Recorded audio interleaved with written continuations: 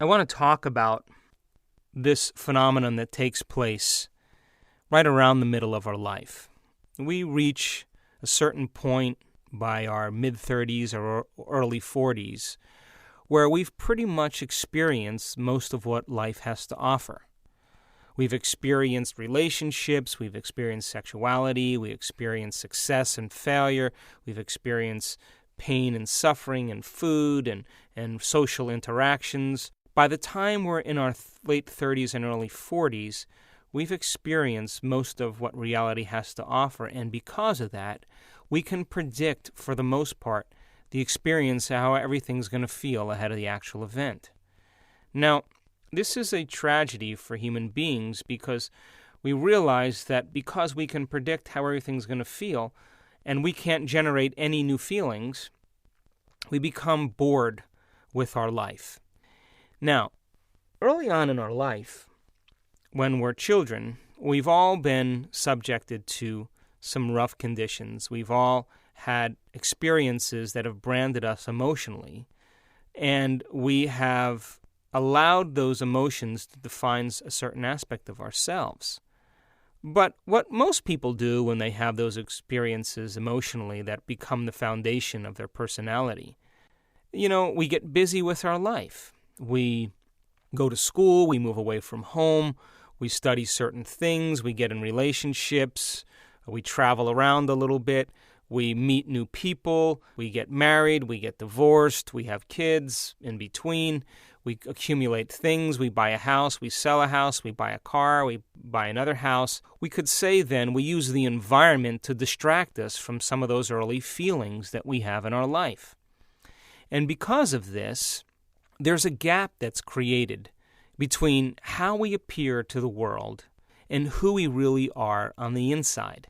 If you would take one hand and place it right above your forehead, we could say that is how you appear to the world. That's the identity, the image, the facade that you direct by your ability to associate with people you know, the things that you do, the things that you own, the places you've lived, the experiences you've had. Your identity is a reflection of the environment that you lived.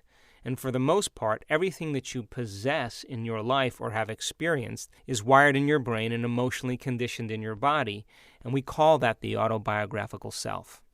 Now, if you were to take your other hand and place it at your belly button, we could say that's how you really feel on the inside.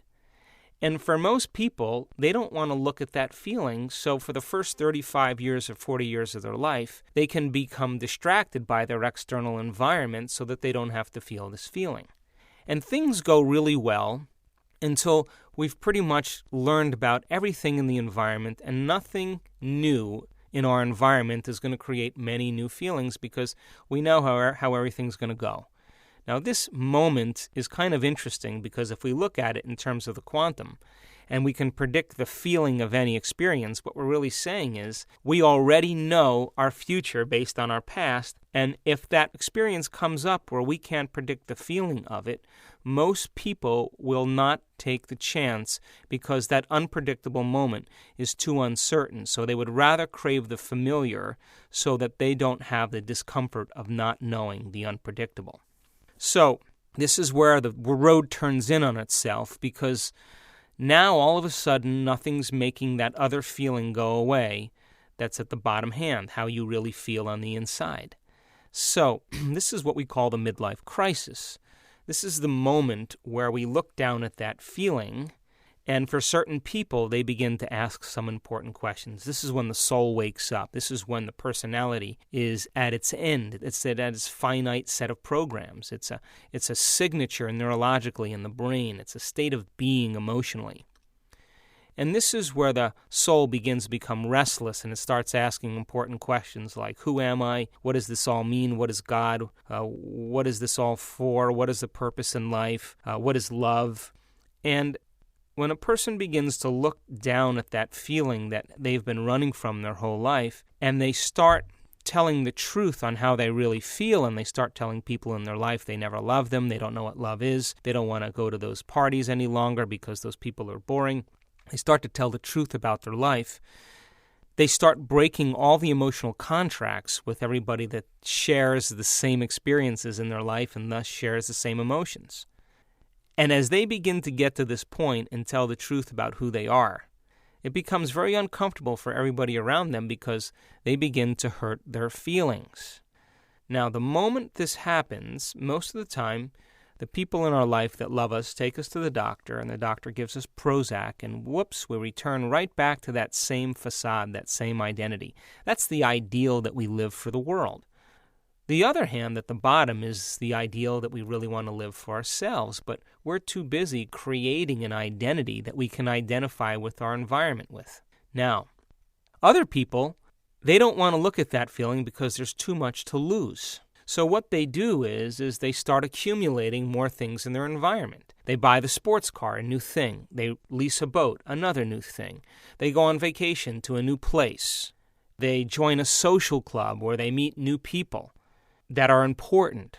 And when the novelty of all of these things wears off, that feeling returns again. So they make an attempt to re-identify with their environment by collecting more possessions, but in a sense, they become possessed by their possessions.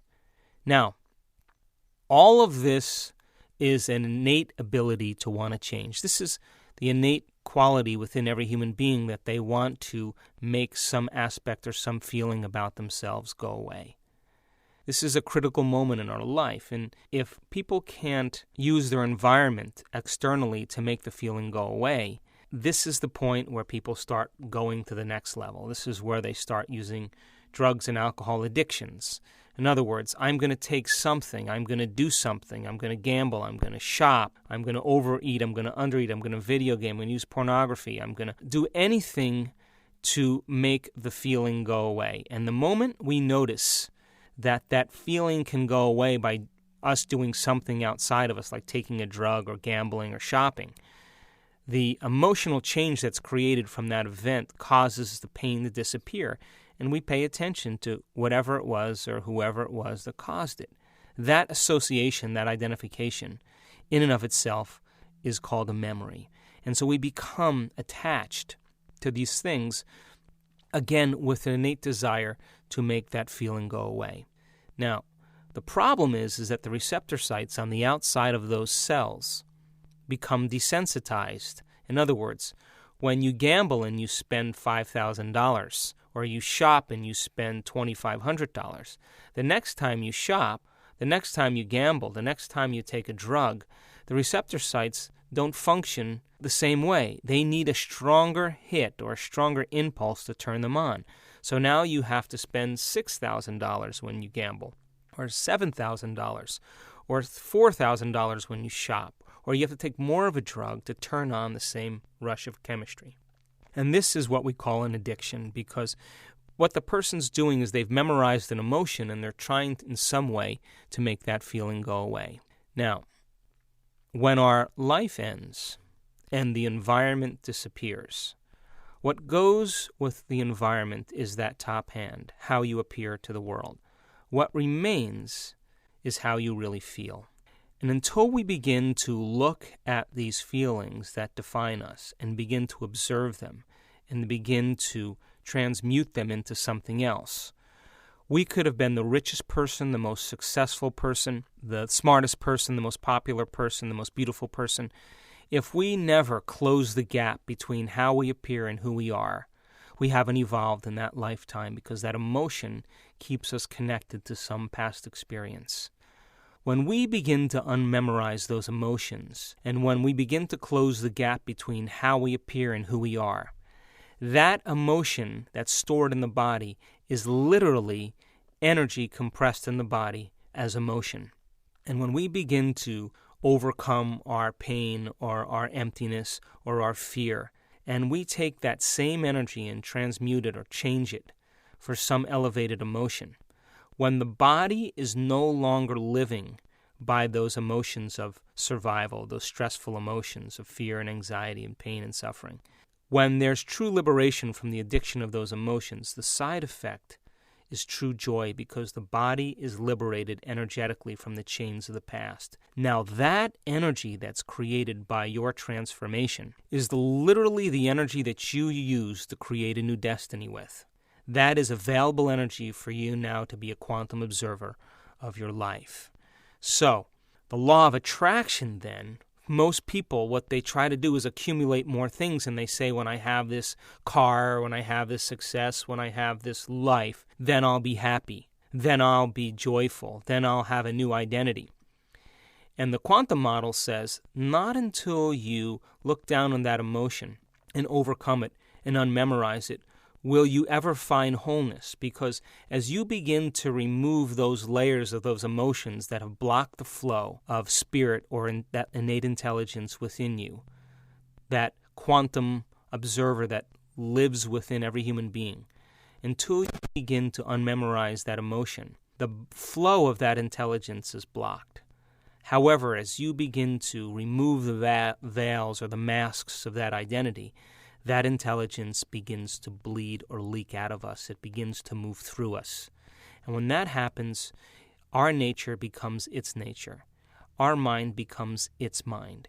That is when we become more giving, more loving, more conscious, more willful, because that is the mind of this intelligence. So, when we look to see then, when we overcome some aspect of ourselves and we're liberated emotionally, the body no longer lives in the past, and it is free from the constraints of those past emotions that have enslaved it into such pain. And that is when we have greater energy to begin to design a new destiny with. So people would say, well, how does the law of attraction work then? Well, the law of attraction works when you're happy for no reason. When you've overcome some aspect of yourself and you no longer want because you're so whole, that's the moment that it happens. So our purpose in life then really is not to be beautiful or important or wealthy or successful or pretty or any of those things, or to please God even. Our purpose in life is to express this intelligence through us. And until we look at those emotions that we've memorized that cause us to keep returning back to the same self, we can never create a new personal reality being the same personality. We have to unmemorize those emotions, and when how we appear is who we are, we're completely transparent, and the energy now that has been existing in the body as the mind is now liberated energy for us to create with. And so right on the other side of our fear is courage. It's the same energy. Right on the other side of our doubt is certainty, transmuted energy. Right on the other side of our anger is compassion, just liberated energy.